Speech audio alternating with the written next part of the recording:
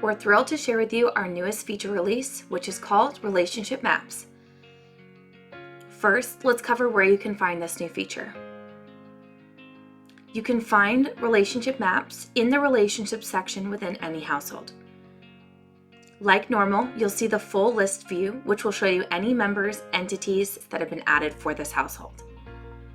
Now, on the upper right, this will be the listed view, which is the default, and you will now have the ability to toggle to the map view. In the map view, this will be where you can build relationship maps. Unlike never before, you now have the flexibility to take different members and entities and build meaningful maps to drive meaningful conversations. The purpose of our newest feature release is to allow you to build stickier relationships and go deeper and quicker than ever before. So whether it's you want to isolate a conversation between your primary client and their business partner, focusing on their business, putting some intentional questions we don't want to forget to ask. You could also do things like having estate planning conversations where we might build a relationship map to focus on the different generations found within that household. Or maybe we want to isolate trusts and have conversations. You have the flexibility to build relationship maps in whatever way you see fit. Let's build one completely from scratch together. When you first navigate into this section, if you have created any, you can flip between them by clicking Change Map on the bottom right. This is where naming criteria becomes really important so that you have a clear distinction between which is which. If you wanted to create a new one, you'll simply click New on the bottom right-hand side. The system default will be to have the primary client and the spouse. Then, down below, there will be a docking bar. This will show you any additional of members and entities that make up this household. Defaulted on the screen as well will be a connection. If you're curious what a connection is, it's the circle here with the plus mark. You can connect any tiles using the dots. This allows us to make seamless connections. You can also make connections between the two dots themselves. This ties certain tiles and things together.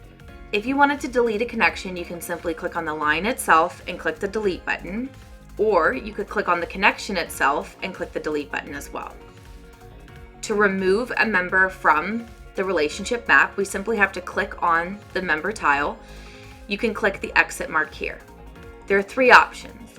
First, the exit mark will remove from map. So if I click the exit, it simply just will remove that person from this relationship map, put them back down here in the docking station. To add a new member or entity, you simply just click on the member or entity from the docking station like so, and then you can drag and drop and put this in whatever particular order you see fit. Again, there's three options. So the exit mark will remove it from map. The pencil icon allows you to edit the member or entity info. So when you click that, it actually opens up the module that makes up this member or entity, and you can make edits in real time. Lastly, we have a trash can. I would advise you to be very mindful of whether or not you want to use this option, because deleting this member would not only delete it from this relationship map, but would delete this member from the entire household, meaning it would delete them here, but also delete them from the asset map altogether. So it's likely that you won't be using this delete option unless perhaps you accidentally added in someone that you no longer want to include.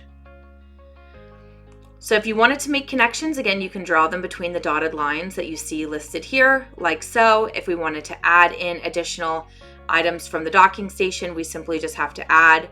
Sometimes, depending on your monitor screen size, you might want to adjust the zoom percentage. You can do this by coming to the bottom left-hand side, clicking minus to zoom out, clicking the plus mark to zoom in. We also have a third option here called Fit View. If you click that, it'll do its best to try to fit this in your particular screen that you're using. You also have the option to lock this particular map. If you click the lock symbol, it means that you will not be able to edit any of the tiles or move them around. You simply can move them all together like so, but you wouldn't be able to make independent changes. So locking it could be a way for you to be able to move freely on the screen and not accidentally moving some of the tiles around. That could be great for presentation purposes. If you wanted to unlock it, then when you click on a tile, the three options would reappear and you'd be able to move each thing independently like so, and you could draw the connections as you see fit. So like I mentioned, you can draw connections from each of the dots, or you can come down to your additions bar. Clicking Add Connection would add the connection circle. This is just another way that if you wanted to draw ties to certain things to have it look independently, maybe a little bit cleaner. You can use that there as well.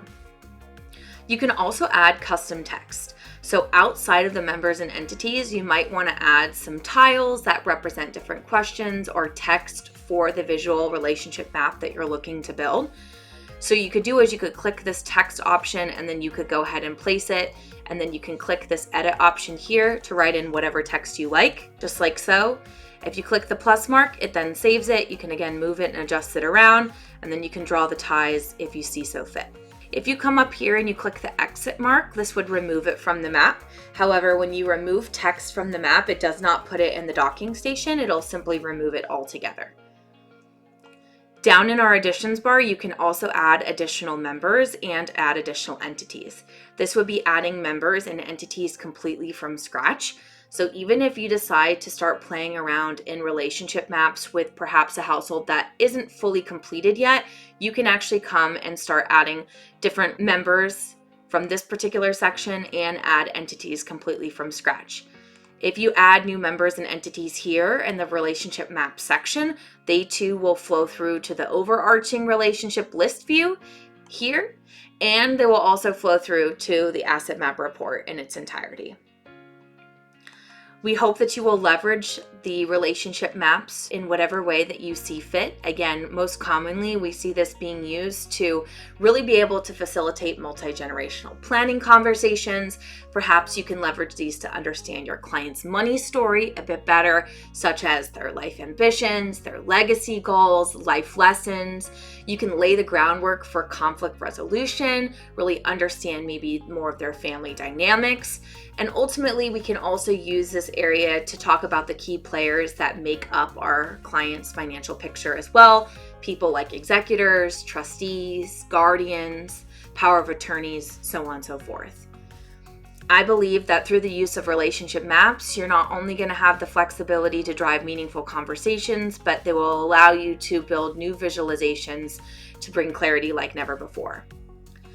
Another hidden gem that we have is on the bottom left-hand side. If you double click the name, this is where you're going to name the relationship maps that you build. So a moment ago, if I wanted to go to the new map I created, you can see when I click change map, it says new map. That was the one that I had listed here.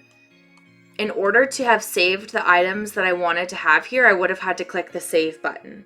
So again, if I wanted to add in additional members, I could do so like this.